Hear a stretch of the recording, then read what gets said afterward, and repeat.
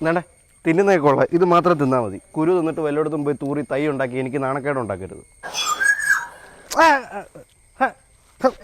മലയാളി, ഞാൻ പഴുത്തു പാകമായി. ആണോ? ഇപ്പം ശരിയാക്കി തരാം. ചേട്ടാ ഇതെനിക്കിത് എന്തോയിൻ്റെ കേടായിരുന്നു. തിന്നടാ. അയ്യോ,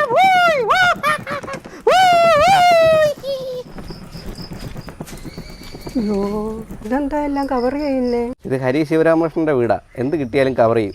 തനിക്ക് എന്തൊക്കെ അറിയണം? പോടോ, പോയി വല്ല മാവേലും കയറി. അയ്യേ അടിയില്ല, അത് കണ്ടോ?